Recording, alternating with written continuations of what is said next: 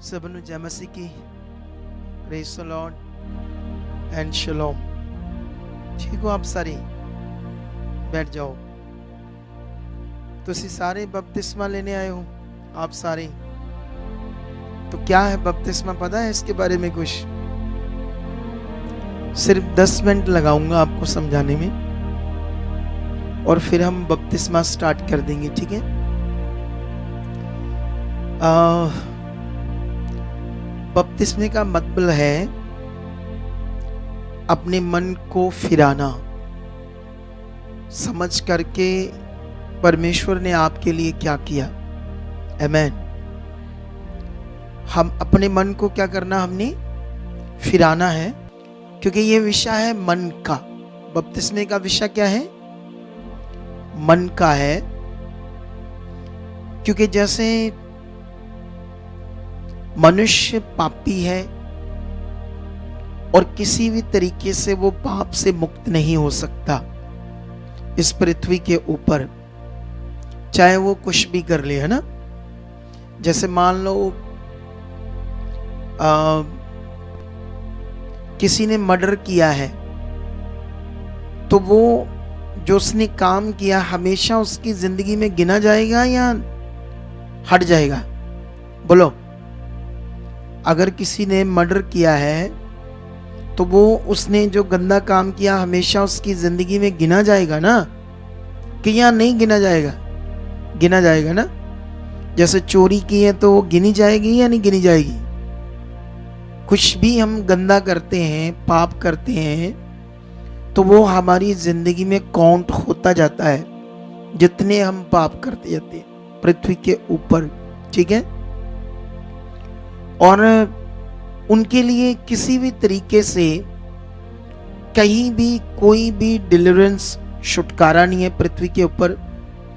इसीलिए मनुष्यों को कौन सी शिक्षा दी जाती है? कर्मों की। कौन सी शिक्षा? अच्छे कर्म, बुरे कर्म, ऐसे कर्मों की शिक्षा, ठीक है? लेकिन वो जो कर्म होते हैं, कर्म, मनुष्य अच्छे कर्म कम करेगा और बुरे कर्म क्या करेगा? ज्यादा करेगा। और जिससे जब न्याय होगा तो उनके लिए बड़ा रिस्क होगा, है ना? रिस्क 100% रिस्की होगा।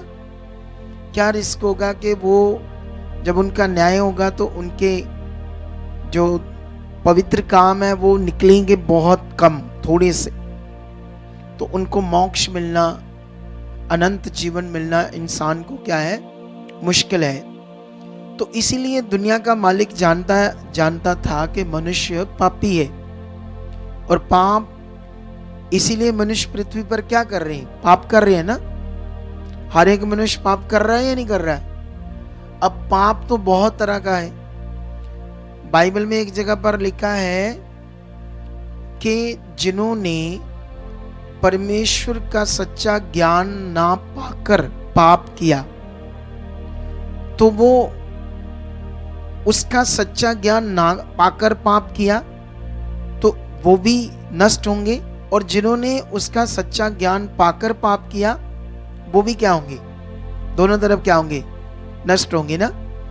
कुछ लोग ऐसे होते हैं जिन्होंने सच्चाई जान ली, परमेश्वर को समझ लिया, फिर भी पाप करते रहते हैं। कुछ ऐसे लोग हैं जिनको कुछ पता नहीं है कि वो क्या कर रहे हैं। तो बाइबल में ये दोनों तरफ लिखा है। लेकिन परमेश्वर ने जो एक इतनी बड़ी दया की, वो नहीं चाहता था कि मनुष्य नाश हो, वो नहीं चाहता था मनुष्य नष्ट हो, क्योंकि मनुष्य को उसने बनाया। तो इसलिए उसने एक ऐसा सॉल्यूशन निकाला खुदा ने, वो था यीशु का पृथ्वी के ऊपर आना। इसीलिए यीशु का जन्म जो हुआ है, अब पूरी दुनिया में आपका जन्म, मेरा जन्म, हर एक का जन्म मम्मी डैडी से हुआ ना। कई बार हम जब संसार में थे, जिनकी हम पूजा करते थे, वो भी कैसे जन्मे? मम्मी डैडी से जन्मे ना।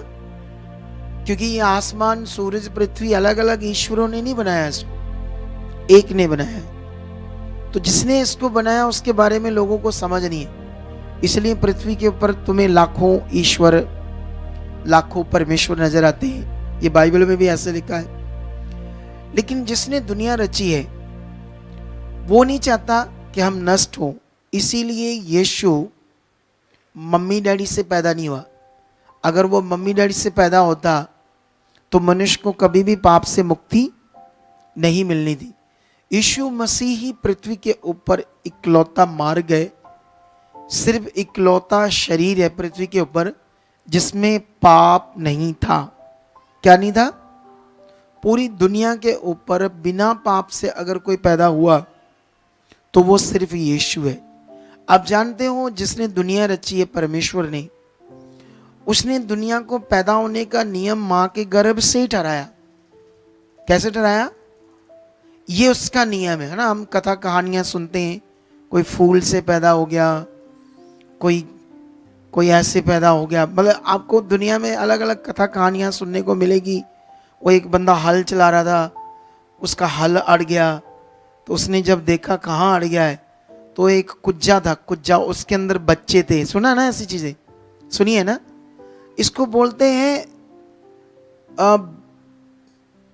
फुलिश कहानियां, बेवकूफ कहानियां। क्या बोलते हैं इसको? और लोगों की बुद्धि बंद है, शैतान ने बंद की है, तो इसलिए लोगों को समझ नहीं आती ये कहानियां। उनको फेत लगता है ये राइट है। लेकिन याद रखना, जिसने दुनिया रची है उसने मनुष्य को गर्भ से पैदा होने का नियम ठहराया है। इसलिए यीशु को भी 9 महीने कहाँ रहना पड़ा? गर्भ में रहना पड़ा। लेकिन यीशु को ना तो उसकी माँ के अंडे लगे और ना पापा का स्पर्म जिससे बच्चा पैदा होता है, दोनों चीजों से। ये दोनों चीजों की मिक्सिंग से यीशु नहीं पैदा हुआ। यीशु पैदा हुआ पवित्र आत्मा से। कैसा पैदा हुआ है? और ये बड़ी सच्चाई है। अब मैं एक वचन इनको पढ़ाना चाहता हूं जिससे इनको समझ आए। हाँ, मैं ये एक वचन आपको पढ़ाता हूं। ये मिलेगा हमें वचन लेव व्यवस्था। अगर आप पंजाबी पढ़ते तो लेवियों की पोथी में भी लेवियों की पोथी बोलते हैं ना पंजाबी में, लेवियों की पोथी। लेकिन हिंदी में इसको बोलते हैं लेव व्यवस्था। ठीक है। इसका जब मैं 17 अध्याय पढ़ता हूं, उसका 11 वचन, तो ऐसे लिखा है, क्योंकि शरीर का प्राण लहू में रहता है और उसको मैंने तुम लोगों को वेदी पर चढ़ाने के लिए दिया है कि तुम्हारे प्राणों के लिए प्रायश्चित किया जाए, क्योंकि प्राण के कारण लहू से ही प्रायश्चित होता है। इस कारण मैं इजराइलियों से कहता हूं कि तुम में से कोई, आपको कितनों को बात समझ आ रहा है? सबसे पहले हमारा जो जीवन है वो लहू में। अगर किसी का लहू निकाल दो तो क्या हो जाएगा?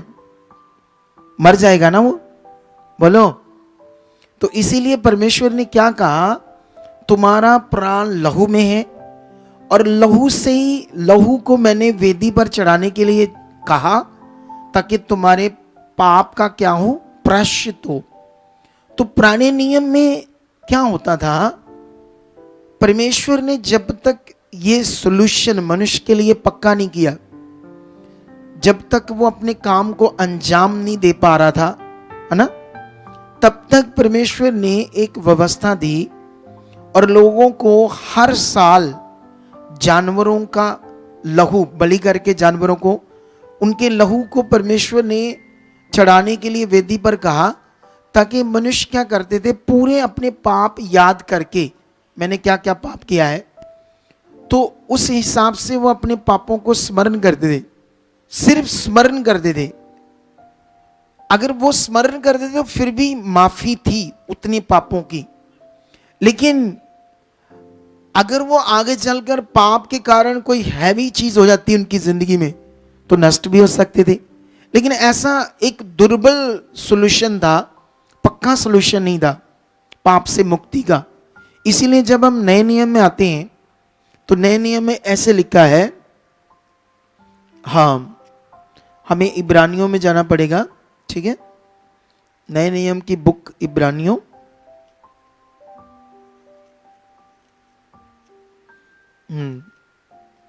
तो इब्रानियों का जब हम पढ़ते हैं चैप्टर 10 और 10 से भी अगर आप 9 से पढ़ोगे फिर 11 से पढ़ोगे, 9 का 11 से, तो ये सारा चैप्टर जो 22 तक है ये यही शिक्षा है, यीशु मसीह के लहू के द्वारा क्या निजात है।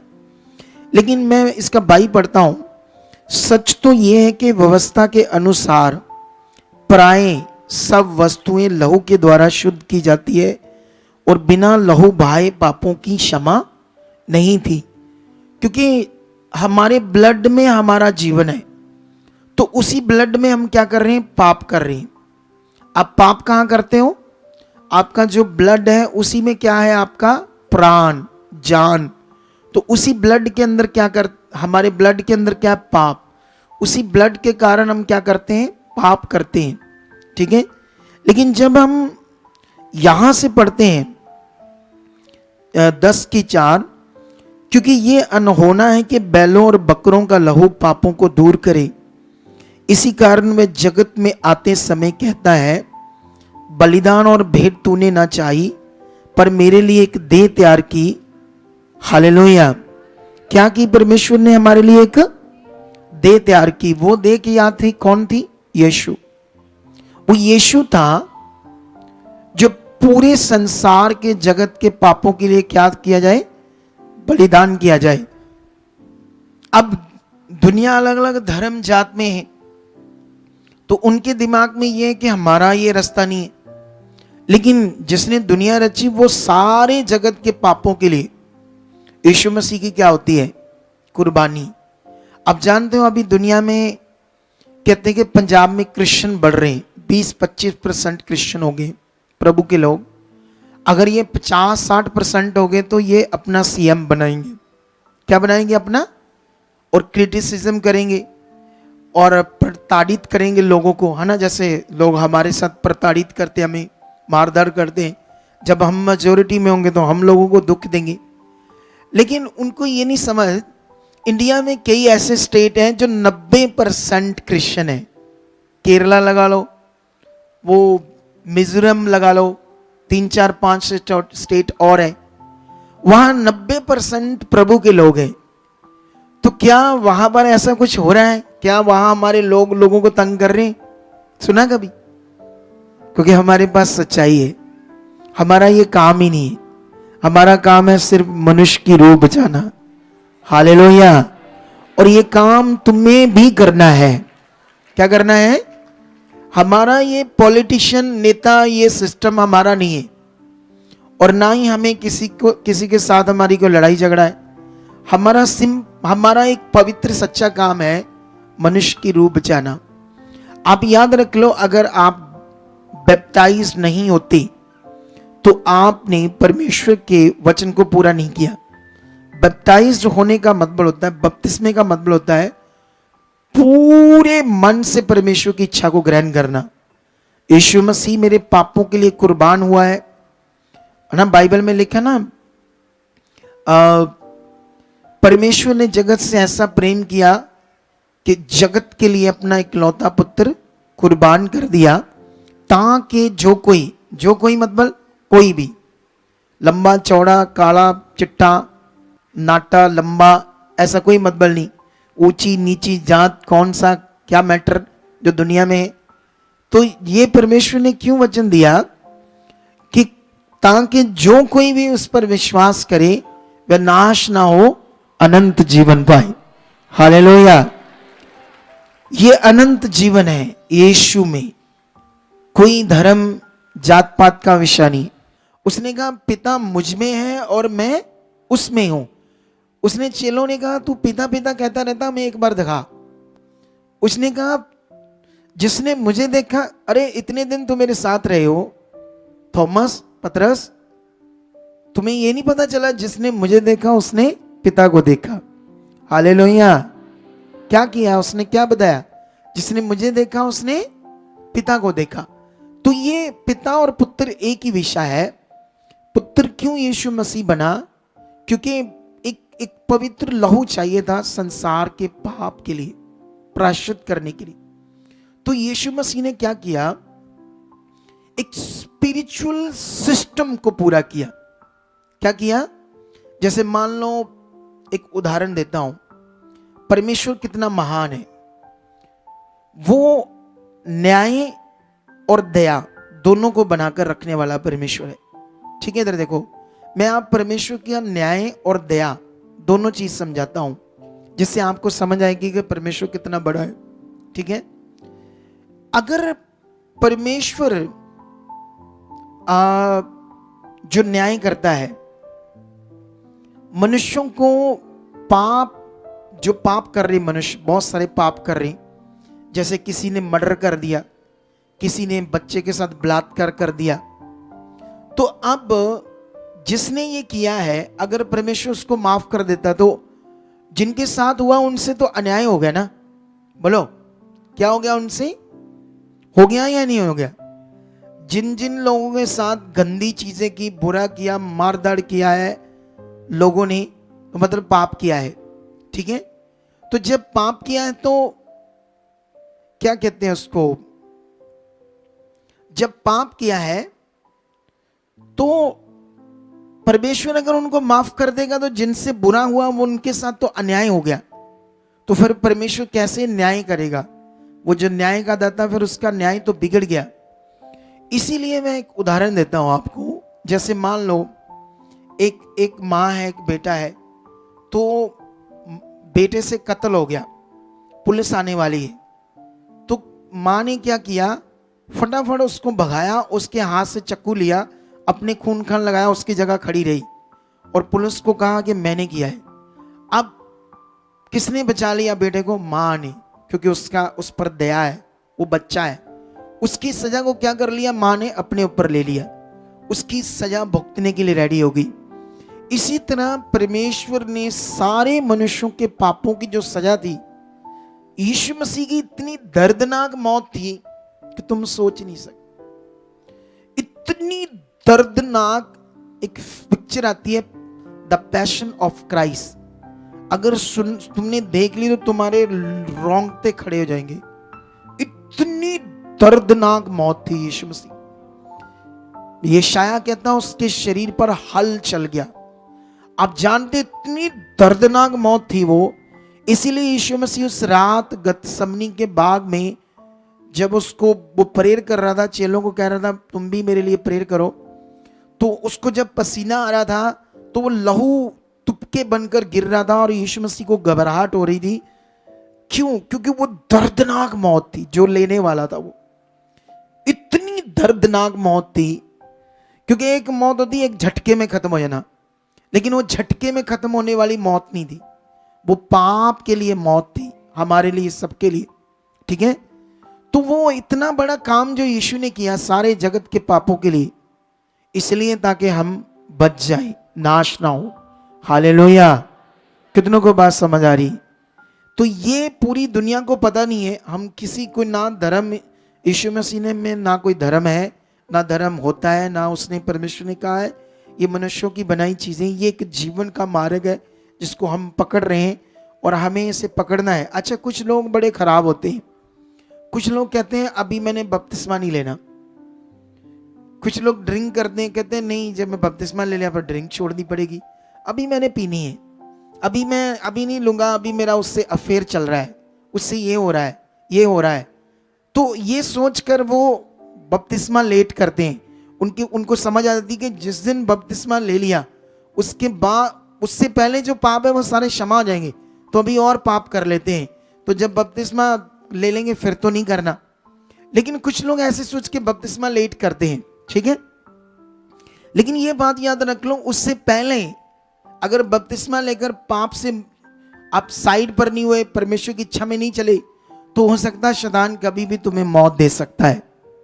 अगर उससे पहले तुम्हारी मौत हो गई तो तुम्हें उद्धार भी, तो जाओ ना लो बपतिस्मा, करो पाप जो दिल में आता करो। फिर वो कभी भी मार सकता है इंसान को, एक मिनट में मार सकता है, एक मिनट में जान निकाल सकता है किसी भी मनुष्य की शैतान। तो इसीलिए उसके बन जाओ, किसके? खुदा के। बपतिस्मा लेकर पूर्ण रीति से किसके हो जाना हमने, इसके लिए एक वचन है, मैं तुम्हें समझाता हूं ताकि तुम्हें ये वचन आज से समझ आ जाए। आज से तुमने किसके वश में हो जाना है। ठीक है, हाँ, ये वचन हमें मिलेगा पहला पत्रस की बुक में, ठीक है, और पहला पत्रस 3 का अगर हम 20 से पढ़ना शुरू करें तो ऐसे लिखा, जिन्होंने उस बीते समय में आज्ञा ना मानी, जब परमेश्वर नूह के दिनों में धीरज धरकर ठहरा रहा और वह जहाज बन रहा था जिसमें बैठकर थोड़े लोग अर्थात 8 प्राणी पानी के द्वारा बच गए। उसी पानी का दृष्टांत भी अर्थात बपतिस्मा यीशु मसीह के जी उठने के द्वारा अब तुम्हें बचाता है। इसमें शरीर के मैल को दूर करने का अर्थ नहीं, परंतु शुद्ध विवेक से परमेश्वर के वश में हो जाने का अर्थ है। हालेलुया। ये पानी में डुबकी लगाने का बस मीनिंग ये नहीं कि डुबकी लगा रही और चले गई। आज से एक संकल्प लेना पड़ेगा, आज से एक शुद्ध मन बनाकर परमेश्वर के वश में हो जाने का ये अर्थ है। तो ये आज क्या अपने पूरे जीवन को परमेश्वर के लिए रेडी हो देने के लिए? बोलो रेडी हो? तो आंखें बंद करो। जितने लोग यहां पर बैठे जो बपतिस्मा लेने वाले हैं, मेरे पीछे पीछे बोलो, मैं सत्य को जान गया हूं। पहले मैं संसार में था और मैं पाप कर रहा था क्योंकि मैं अनजान था पाप से, लेकिन अब मुझे समझ आई कि मैं पापी हूं और मेरे पाप से कोई दुनिया में रास्ता नहीं जो मैं छूट जाऊं, कोई तरीका नहीं जो मैं छूट जाऊं।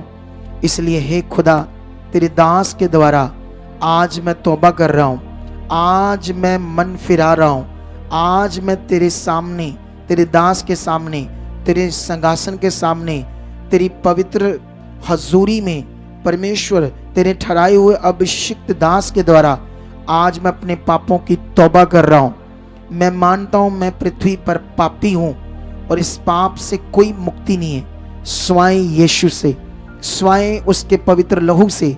इसलिए आज मैं अपने पापों से तौबा करता हूं।